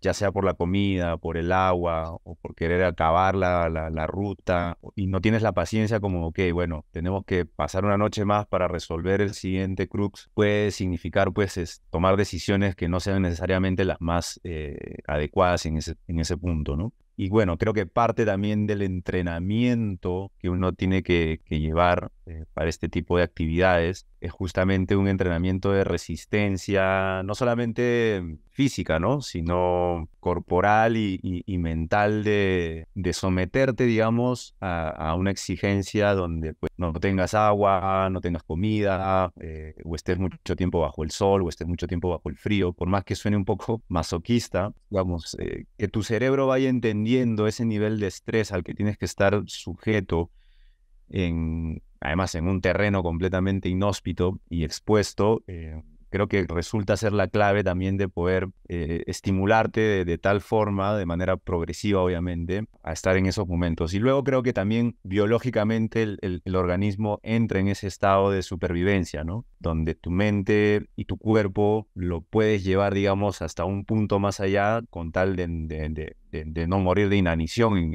en cualquier punto de la montaña donde hayamos estado. Entonces, creo que eso también, ya como parte un poco de transmitir el mensaje de todo lo que implica la preparación para llevar a punto, digamos, una expedición de esta naturaleza. Primero que no va del día de la noche a la mañana, ¿no? No va con que salgo a correr, pues, una semanita y me voy al monte a meter el pegue, ¿no? Como que para nosotros dos es el compromiso personal, ¿no? De uno mismo, de seguir un entrenamiento, de una nutrición, de una planificación, del estiramiento, de ir a escalar, de ir a hacer el cardio, de hacer tu tarea, digamos, ¿no? Pero también a la vez como, más que monitorear, pero como tratar de transmitirle también al partner como, oye, hiciste tu tarea, ¿no? Para que la combinación al final pues sea buena, ¿no? Porque el compromiso es alto. Y eso es algo que creo que en este caso, creo que también como comunidad de montañeros y escaladores nacionales es algo que tenemos que meternos en el chip, que este tipo de proyectos no se hacen si no hay compromiso. Desde la hora en que vamos a llegar a un punto, la hora en que vamos a empezar. Si tenemos que no salir de juerga 6 meses antes para llegar físicamente completos, pues no hay que hacerlo, pues, ¿no? Si es que vamos a priorizar unas cosas en vez de otras, es parte del compromiso que tenemos que hacer para lograr objetivos, ¿no? Y lo otro, creo que también que es básico, es eso, ponernos objetivos. Por más que salgan o no salgan, creo que es súper importante que la gente se ponga objetivos y que sean objetivos progresivos, ¿no? Que no de pronto digo, ya voy a ir a abrirme una ruta nueva a la norte del Huascarán cuando todavía no has hecho, pues, qué sé yo, el Yanapacha, pues, ¿no? Por poner un ejemplo, ¿no? Ser conscientes un poco del nivel en el que estamos y del momento en el que estamos, porque por más fuerte que seas, las circunstancias que uno tiene en la vida personal, qué sé yo, te ponen en situaciones hasta psicológicas, físicas, muy diferentes hasta el mes anterior o a este mes o al mes siguiente, ¿no? Monitorearse, creo que también es importante empezar a trabajar con especialistas, como que está bien ir muy intuitivamente al inicio a la montaña cuando uno está empezando, pero ya luego, si uno realmente quiere progresar de manera más deportiva, creo que es vital el soporte de un nutricionista, el soporte de un entrenador de escalada, un preparador físico, por así decirlo, ¿no? Que te ponga a punto, digamos, el cuerpo y también pues el post, ¿no? Toda la parte de rehabilitación, de manejo, digamos, de las lesiones, de toda la estructura. Y claro, y como decía Bruno, también es importante el músculo más grande que tenemos, que es el cerebro, pues se agota y se desgasta, por más que no sea visible, ¿no? A veces, claro, bajas de escalar, te duelen los antebrazos, te duele el hombro, pero no te das cuenta que te duele la mente. Entonces también es importante después de estas experiencias tener un momento para uno, para poder reflexionar, para poder distensar, para recargar las energías psicológicas, para enfrentarte nuevamente después a otra experiencia igual, ¿no? Y ahí, bueno, entra todo este rollo, pues, de también hasta dónde uno quiere arriesgar dentro de esta actividad, ¿no? Porque la montaña es tan hermosa y es tan vasta que te permite, pues, hacer experiencias de todo nivel, ¿no? Puedes ir a correr, puedes ir a hacer bici, hacer escaladas, caminar, hacer montañismo moderado o hacer montañismo extremo. Pero todos sabemos que el montañismo extremo tiene un costo que puede ser muy alto, ¿no? Y también eso es una evaluación muy personal que cada uno tiene que ser consciente en qué momento está y hasta qué punto quiere arriesgar, ¿no? Y tener las herramientas para saber qué cosa vas a arriesgar, ¿no? El conocimiento sobre todo, ¿no? Si no conoces lo que estás haciendo, te puedes estar arriesgando sin saber y eso te puede generar, pues, una consecuencia muy grave, ¿no? Pero incluso conociendo, también pasa que arriesgas mucho más, ¿no? Porque te sientes más confiado, te sientes con... Que a mí personalmente en este pegue me pasó. No sé si también fue por un exceso de motivación después de salir de una lesión, después de estar enfocado casi un año entrenando, recuperando. Yo salí, digamos, a esta expedición con la motivación muy en alto. Me sentí muy cómodo en todos los terrenos, debo decir. Nunca sentí como que estaba enfrentando algo que no podría resolver. Entonces eso para mí también fue un aprendizaje muy valioso porque me di cuenta de mi potencialidad también como montañista, ¿no? De que acá, pucha, se pudo realizar este proyecto que al inicio de repente era como, habían muchas dudas, pero ya cuando estaba en el terreno dije, me estoy moviendo bien, me estoy sintiendo cómodo, estoy pudiendo resolver esto, sé qué tengo que hacer aquí, sé qué tengo que hacer acá, y creo que eso para mí personalmente me permitió tenerme más fe en mí mismo. Porque a veces también me pasa, y como cualquier ser humano, como que a veces digo, uy, no, pucha, de repente esa ruta no la hago, no, muy dura, ¿no? Siempre estamos con ese juego mental de que podemos o no podemos, ¿no? Entonces, para mí me ha servido como para reafirmarme de que, bueno, de las experiencias que tuve el año pasado, del accidente y todo lo demás, decirme a mí mismo, bueno, estoy en capacidad de lograr cosas chéveres, de hacer proyectos más grandes, de buscar nuevos proyectos y seguir motivado, ¿no? Seguir motivado porque, claro, también hay que seguir entrenando, hay que seguirse cuidando, hay que seguir estando, pues, en tono, en actividad, ¿no? Estar activos creo que es la clave de todo, ¿no? No dejarse nunca, pues, vencer ahí por la flojera o que no sé qué, pero también creo que, bueno, yo tengo 43 años y me toca como escuchar mucho a mi cuerpo, porque las regeneraciones se hacen más lentas cada vez que va avanzando el tiempo. Hace un tiempo escuchaba una entrevista a estos dos alpinistas muy fuertes, el Marto Yares y el Bru Brusón, que han abierto un montón de rutas así que me vuelan la mente. Que decía Mark en esa entrevista era que lo peor que le puede pasar al alpinista es la vejez. Entonces, porque claro, pues, lamentablemente pues los años pasan, el cuerpo avanza, pero creo que ahí está en uno mismo pues ya empezar a hacer esos ajustes personales para poder disfrutar un poco más, ¿no? A darle un poquito más de vida a la actividad y bueno, creo que en nuestra comunidad también nos falta, como decíamos al inicio, empujar más a la comunidad para que se sigan haciendo actividades importantes, ¿no? Está bacán que la gente de afuera venga y nos ponga alguna pauta también, que eso es súper chévere. Y creo que en este caso, el hecho de que hayamos sido dos peruanos, dos cusqueños, que hayamos repetido la ruta, bueno, no repetido, va a ser una variante a la ruta de estos dos alpinistas con mucha trayectoria, bastante fuertes. Bueno, Luke es muy fuerte, es bastante más joven. Pete es un caballero casi de 60 años, pero con un currículum pero envidiable. Y Bruno y yo, pues somos dos cusqueños más montañeros apasionados, y creo que el mensaje es, bueno, todos podemos hacerlo. No hay nada ni por nacionalidad, ni somos dos seres humanos con cabeza, dos piernas, dos manos, y creo que el mensaje para mí es como, bueno, si alguien más lo hizo, alguien más lo puede volver a hacer, ¿no? Y darle un poco también eso como que de unión de gente local, ¿no? De que los locales también estamos aquí para sacar el pecho, para demostrar que pues juntos podemos, ¿no? Básicamente. Para entrar justamente a esta última parte de reflexión, ustedes me contaron un detalle que me pareció sutilmente profundo, ¿no? Que es esta aparición de este personaje al final de la ruta. Cuéntanos un poco, Bruno, de qué estamos hablando. Yo conozco a Rufino ya hace unos años. Rufino viene de un linaje de Alto Misayo. Alto Misayo, que es como la máxima posición chamánica que puede tener una persona en el mundo andino. Alto Misayo tiene la capacidad de literalmente hablar con los apus. Tiene un superpoder, digamos, ¿no? Pero le podrían decir ahora, pero tiene esta capacidad divina de poder escuchar a los apus. Entonces, él en las ofrendas no solo le habla a las montañas para que lo escuchen, sino recibe información de vuelta. Para poder llevar al Tomisayo en el mundo andino es toda una dedicación de una vida entera, ¿no? Dedicado básicamente a la protección, a la comunicación, a las ofrendas con las montañas y entablar esa relación divina. No es poca cosa, hay cada vez menos Alto Misayo en Cusco, probablemente hay muy pocos por el tema de la modernidad, la entrada del cristianismo.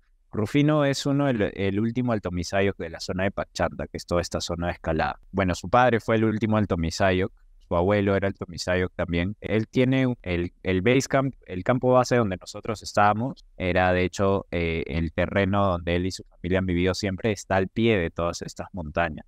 O sea, hay que ir de Cusco, hay que ir más o menos 3 horas y media, y de ahí caminando a buen paso, 2 horas, a paso regular casi 3 horas, hasta el pie donde ellos están, que es 4.700 metros. Entonces Rufino es Pampa Misayo, que es un paso anterior a ser Alto Misayo, que él tiene 53 años más o menos, le va a tomar un tiempo más llegar a ser Alto Misayo. Es una persona bastante especial, se nota, no tienes que ser, yo no soy místico, no soy religioso ni creyente, pero Rufino es una de estas personas que la ves y tiene una energía o irradia, una presencia muy, muy particular. Además, su acercamiento al mundo es extremadamente positivo. No sé, es muy, muy especial. Entonces, bueno, yo lo conozco a él hace tiempo.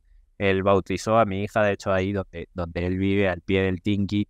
Entonces, le tengo mucho cariño y le pedí justamente que nos permitiera acampar ahí como campo base para poder dejarlas. El último día, cuando ya estábamos muy, muy cansados y la morrena se había convertido en este laberinto, ya a esa hora de frustración, ¿no? Cuarto día, habíamos previsto 2 días, ya íbamos en el cuarto, ya estábamos muy cansados y ya habíamos empezado a guardar las cosas como para hacer un último vivac ahí, y al día siguiente más bien dejar el equipo de montaña, bajar ligeros, comer, descansar, volver a la casa, y después habíamos contemplado incluso regresar por el equipo más pesado, ¿no? No, nadie lo iba a tocar ahí. Ya estábamos contemplando eso, y es en ese momento que Rufino, que obviamente había estado pendiente de nosotros desde el día domingo y ya era martes, que no regresábamos al campamento, había estado súper atento, y la última parte de la morrena donde llegamos tenía una exposición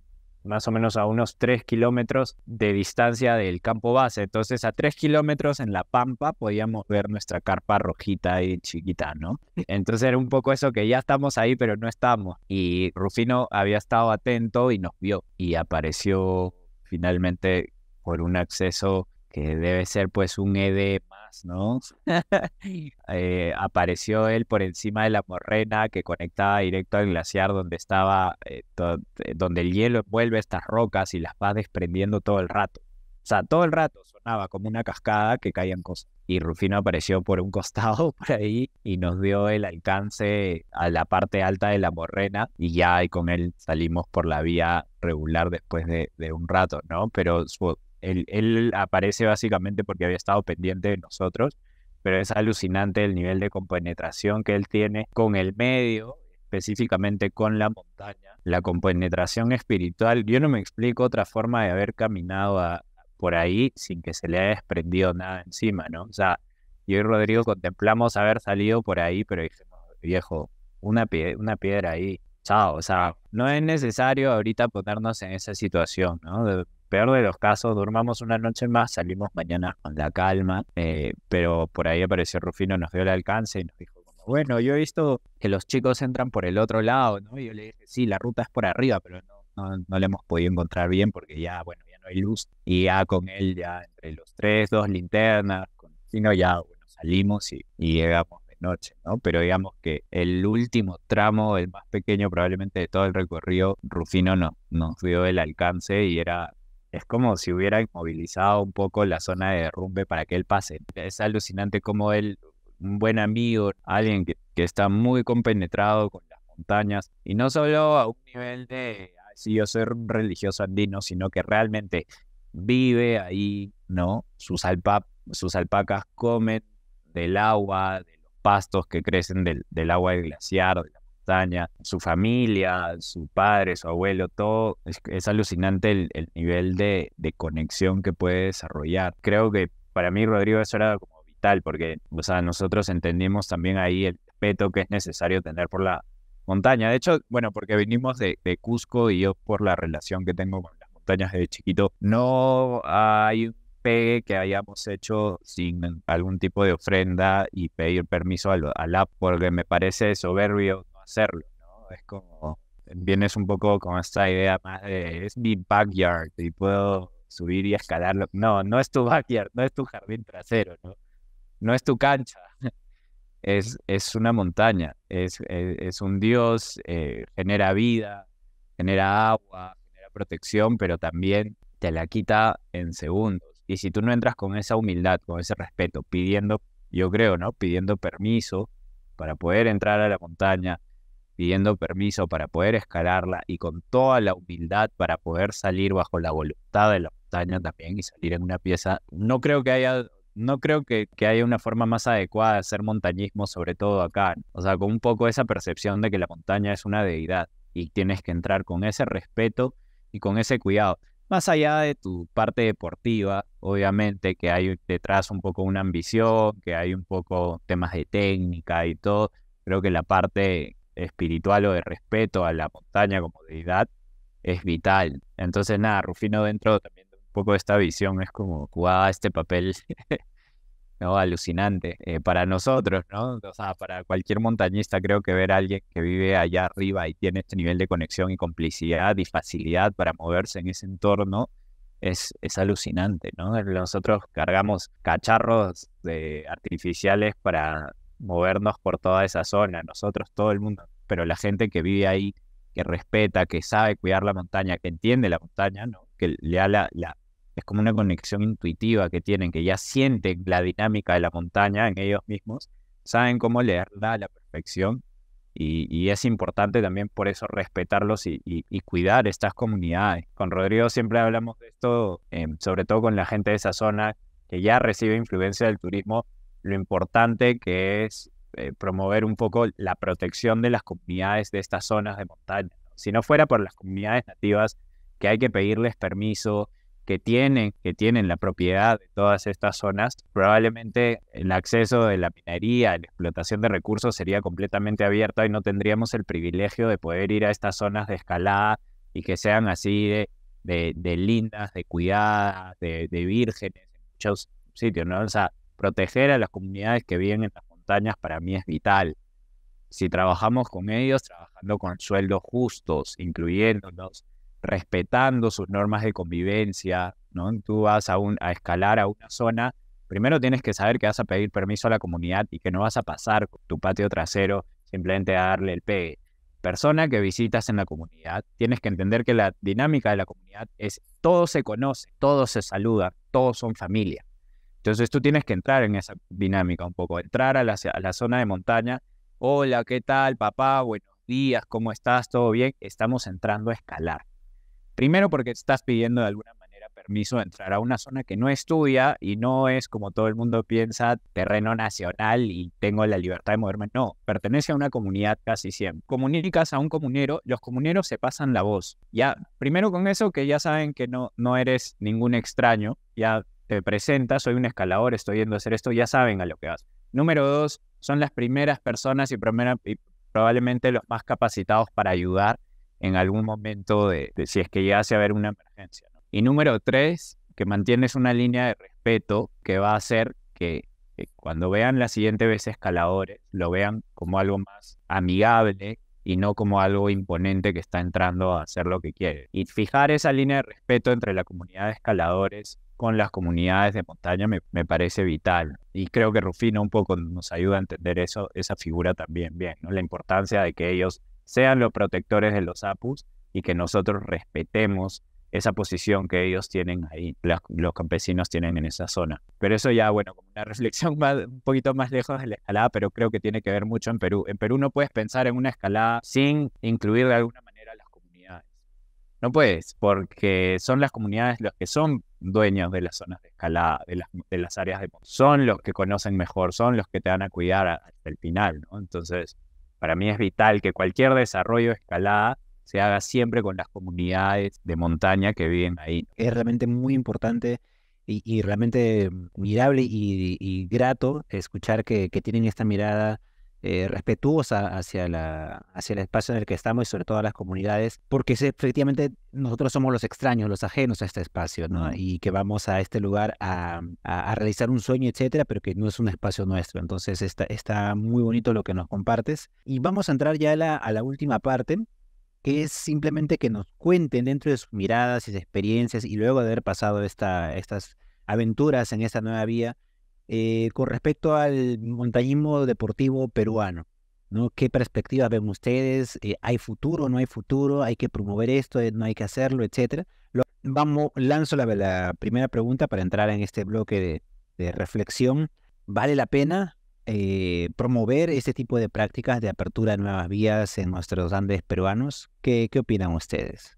De todas maneras, yo creo que necesitamos promoverlo, tener espacios de intercambio de ideas, de conocimientos, de promoción, ¿no? de la actividad en sí mismo. Me parece que es súper vital para que la comunidad se mantenga viva, se mantenga activa. Leyendo un poco en estas semanas, digamos, después de la escalada que hicimos, no lo hemos hecho público hasta ahora, porque personalmente decidimos como hacer una investigación un poco más profunda, hablar con mucha gente local, con montañeros antiguos, para saber si realmente nosotros habíamos pasado o alguien antes había pasado por esta ruta, ¿no? Y cuando te pones a leer en el American Alpine Journal, por ejemplo, sobre la historia de las ascensiones en Cordillera Vilcanota que datan casi de los años 50, cómo la gente de afuera le ha tenido el ojo a nuestras tierras por muchos años, ¿no? Es importante la promoción, pero también creo que es importante que trabajemos en las bases para que eso se haga realidad, porque de la noche a la mañana no podemos pretender de que la gente vaya y se meta al monte a abrir rutas nuevas o abrir rutas de una u otra dificultad, si es que no estamos generando las bases sólidas, ya sea a través de los gimnasios de escalada, a través de los clubes de montaña y escalada, a través de las pocas instituciones que estamos creando, y que en primer lugar estas instituciones generen esas bases sólidas para que sus miembros sientan esa confianza y sientan ese respaldo de lanzarse a hacer una aventura de esta naturaleza, ¿no? O sea, la industria del montañismo a nivel mundial es una industria que mueve millones. Teniendo un Estado un poco más, digamos, comprometido con sus recursos y con la actividad que pueden generar alrededor,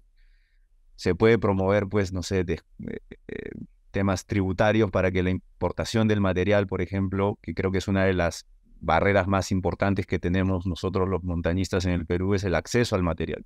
Probablemente políticas de exoneración de aranceles o de impuestos a la importación de estos materiales harían probablemente un poquito más democrática la actividad, que creo que es Y creo que eso también va de la mano en que muchos de los montañistas nos profesionalicemos, no necesariamente como guías, pero nos profesionalicemos en el sentido de conozcamos bien el uso de nuestro material, estemos capacitados constantemente en temas de primeros auxilios, de rescates organizados, de armar, no sé, grupos organizados. Y en esto yo quisiera hacer un paréntesis y darle un agradecimiento explícito a toda la comunidad de escaladores y montañeros cusqueños que estuvieron pendientes de nosotros los últimos días de la expedición, porque felizmente nosotros tenemos un dispositivo InReach, entonces íbamos comunicados con el exterior constantemente, pero en un momento se acabó la batería. Entonces hubo unas horas, casi unas 12 horas, de que la gente no tenía noticias nuestras, ¿no? Entonces sí hubo un poquito de ansiedad en las familias y en los amigos cercanos de que, oye, estos nos dijeron que bajaban el domingo, estamos lunes, no sabemos nada de ellos, y ya básicamente un grupo de gente local se había organizado para ir a buscarnos y el martes no aparecíamos, ¿no? Y toda esa gente que estuvo pendiente de nosotros, un gracias totales a los Soda Stereo. Creo que eso es parte también de esto, ¿no? De que la comunidad crezca, la comunidad esté sólida, porque a mí también me pasa cada vez que algún amigo mío se va a la montaña, yo siempre les digo, ¿cuándo subes? ¿Cuándo bajas? ¿A dónde vas? Coordenadas, dónde vas a estar, si es que no tienen el dispositivo, y ya sé que, y siempre una tolerancia de un día más si no aparecen, bueno, ya sabemos con quiénes contamos para ir a buscar a la gente, ¿no? Porque acá pues no hay grupo de rescate, que creo que es otra de las cosas que también hace que la actividad de repente, o mucha gente no se lance, digamos, a hacer aperturas o exponerse mucho más porque saben que el riesgo es alto, ¿no? Entonces, tener también un grupo de rescate organizado, que hubiesen empresas, digamos, que puedan subvencionar o reducir, digamos, el costo de poder alquilar un helicóptero, de tener la cercanía, de poder acceder a situaciones en las que es lo que yo, compartiendo con algunos amigos de Ecuador que me decían que se iban pues un año o 2 años a entrenar a Chamonix, por ejemplo, a los Alpes franceses, y su nivel de montañismo evolucionaba un montón porque estás metido en la montaña probando cosas difíciles, y si te pasa algo, inmediatamente activas un rescate y un helicóptero está ahí en 15 minutos a sacarte. Eso, aunque parezca medio tonto, mentalmente te dice, bueno, voy a arriesgar un poquito más, ¿no? Porque sé que puedo arriesgar y me van a sacar si es que no me pasa algo. Creo que en nuestro caso, ya ahora andando con el InReach en las montañas, también yo personalmente estoy sintiendo eso. Sé que me pasa algo, aprieto el botón rojo y probablemente eso va a reducir el espectro de tiempo en que la gente pueda venir a buscarme o no.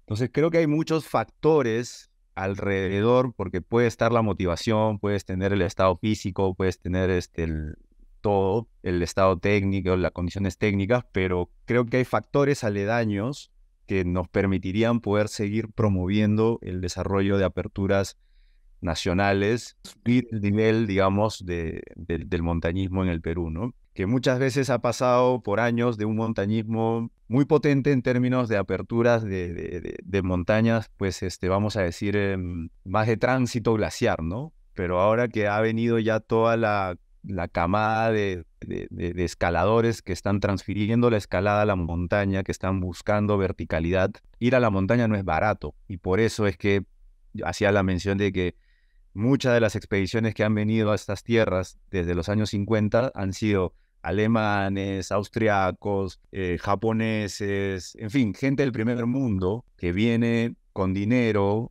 que tiene la capacidad para invertir en esta actividad que, como decía Lionel Terray, es completamente inútil, es costosa, pues, ¿no? Es un deporte todavía de privilegios, y creo que la idea es hacerla más democrática, hacerla más accesible, pero eso no lo vamos a hacer ni tú, ni Bruno, ni yo a través de las asociaciones que tengamos, sino pues, y creo que el espacio que tú tienes también, Eduard, permite justamente que más gente que no está involucrada como nosotros en el mundo del montañismo, conozca que se hacen estas cosas, ¿no? Yo no tengo auspicio de nadie, la hago con la mía, me esfuerzo en trabajar duramente como profesional para finalmente financiarme este tipo de actividades que me llenan como persona. Así es, muy importante. Este esfuerzo individual es definitivamente también valioso porque, por último, en el tiempo, estos individuos que somos, al momento de juntarnos con otros, empieza a generarse esta cadena de crecimiento que va a tomar tiempo y que definitivamente la participación de entidades ya mucho más grandes, ya llámese el Estado, de alguna manera va a terminar ayudando. Pero por historia sabemos que es el último engranaje en todo este proceso de historia, ¿no? Previamente la sociedad civil, el ciudadano tiene que construir todo para que al final diga Estado, bueno, sí, existen. Y ahí muchas veces ahí va a quedar, pero estamos creo que en ese proceso. Yo creo que aún falta muchísimo, pero creo que ya se ha empezado, ya hace algunas décadas con los que estuvieron antes de nosotros, ya se ha comenzado con este proceso, ¿no? Y me gustaría escuchar a Bruno, ¿tú qué piensas de esta historia de montañismo peruano? ¿Tenemos futuro en este tema de montañismo deportivo? El hecho de que todavía sea tan pequeño te da un montón de limitaciones, pero también te da un montón de posibilidades. Antes de ayer me estaba haciendo compras y viene un chibolito y me dice, "Ay, Bruno, vamos a escalar el lunes, no sé qué", y yo le miraba y no sabía quién era. Y claro, era un niño que iba a la Pale antes de pandemia, bueno, ya de tener como 19 años. Y claro, yo lo veía chiquito y pronto tenía barba y todo, y me dice, sí, porque ya estoy en la escuela de Huaraz, estoy en la primera promoción con Juan Diego. Y me parece bravazo, ¿no? Que ahí nomás, bueno, Juan Diego ya vive acá, pero el hijo de Américo y él ya dos cusqueños más en la escuela de guías, motivados con la escalada, día de semana, subiendo a escalar acá a La Roca. En verdad es motivador ver que hay gente que va a desarrollar el deporte y si pueden hacerlo así de manera más creativa, abriendo rutas nuevas y todo, increíble, ¿no? Pero estas limitaciones, también un poco que contaba Rodrigo, lo bueno es que también te da la posibilidad de formar una cultura de escaladores desde la raíz, ¿no? O sea, y para mí eso, o sea, promover la escalada, sí, pero siempre tiene que ir, uno, con mano de inclusión de las comunidades que viven ahí, dos, con el cuidado meticuloso y respetuoso del medio ambiente. Creo que el hecho de que la comunidad sea pequeña te da esa posibilidad de desarrollar la cosa de manera más sostenible, ¿no? Un ejemplo de eso es Pitumarca, el Parque Chaco Guayasca, que han aperturado. Ya es un parque que está abierto con la comunidad, donde la gente que está ahí de la comunidad ve escaladores y cobran una entrada y tratan de involucrarse siempre en la participación de la escalada en lo que puede. El hecho de que la comunidad sea pequeña significa que la podemos desarrollar a futuro, pero lo podemos hacer bien. Entonces eso me parece súper importante que se incluya las comunidades, que se respete el tema ambiental mucho, que se tenga como una guía siempre. Y el otro tema es el tema del desarrollo de la comunidad. Yo desde que he empezado a escalar, lo primero que hice fue contactar a Alfredo para preguntarle cómo podía ser yo voluntario en un equipo de rescate, ¿no? Porque a él yo siempre lo veo trabajando con la policía de montaña. Entonces le decía, gordo, pero si van a ser otros escaladores, idealmente llegase a pasar algún percance como nos pudo pasar a nosotros, es que tú puedas también aportar, ¿no? A ayudar a un rescate, a una evacuación. Y en eso estamos, ¿no? Ustedes también están en y con este tipo de expediciones siguen sirviendo de inspiración para justamente las nuevas generaciones. Y ya a modo de cierre, o ya sus palabras finales con respecto justamente a estas personas que les gusta el montañismo, que les gusta hacer trekking el fin de semana, que se entusiasman mucho y que siempre aspiran, miran como la montaña como un lugar tan mágico, maravilloso, de ensueño, y que a veces no saben cómo lograr ese tránsito, ¿no? O de qué manera hacerlo. ¿Qué les recomendarían, aconsejarían a ellos? Tirarse a la piscina con ganas y buscar la gente ahí, ¿no?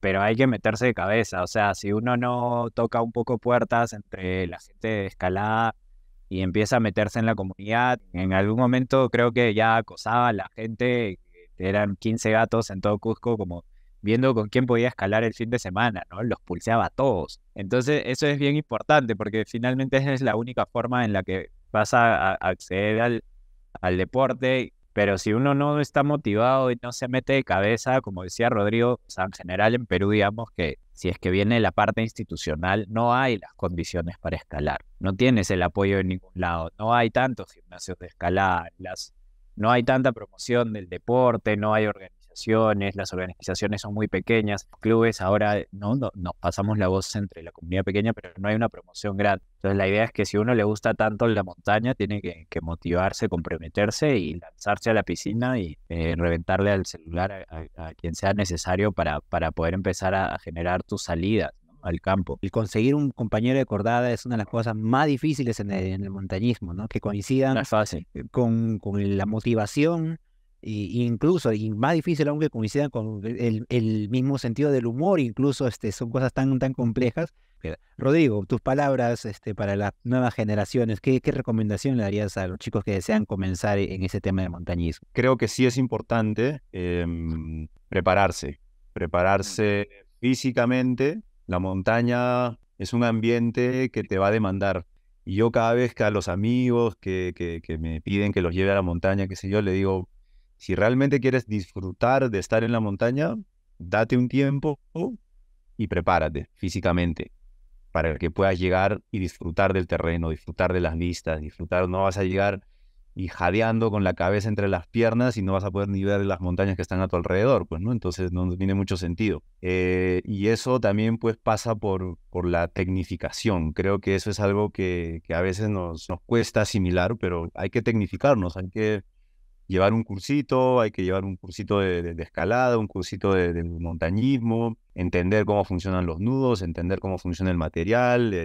Algo que también que se mencionaba justo en la pregunta anterior en el tema de sociedad, ¿no? Y de cómo nos educamos nosotros como personas para ir a la montaña, ¿no? Y no solamente la educación ambiental, la educación social, digamos, de cómo nos comportamos cuando llegamos a un lugar, tener un poquito más de información, informarte a dónde estás yendo, leer un poco de la historia a dónde estás yendo, no llegar ahí y creer pues que eres ahí porque eres de una ciudad grande, pues el todopoderoso, qué sé yo, ¿no? Todo ese respeto que es fundamental cuando uno va a la montaña, y el respeto lo vas a tener cuando estés informado, ¿no? Y dentro de esta educación creo que es algo que también sería importante.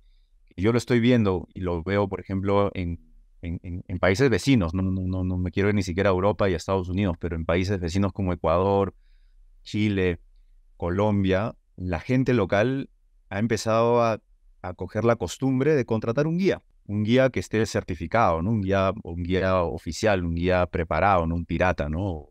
Porque como decimos, es muy difícil a veces encontrar una acordada, encontrar un amigo. Estas personas que optan por ser guías, creo que pueden ser esos facilitadores para que las nuevas generaciones también hagan esa transición de manera más segura, de manera más consciente, pero creo que sí es una práctica que dentro de esta educación, vamos a decir, de montañismo, se tiene que dar el paso, y creo que es parte de la cultura que queremos formar, que la gente confíe en sus profesionales, ¿no? Que se están creando y formando justamente en territorio peruano, porque los Andes peruanos son diferentes a los Andes chilenos, a los Andes argentinos, a los Andes ecuatorianos y colombianos. Entonces, qué mejor que montañistas o futuros montañistas peruanos se formen con instructores o con guías que han sido formados dentro de los Andes peruanos. Entonces, el conocimiento del territorio va a ser mejor, la transmisión de la información va a ser más adecuada,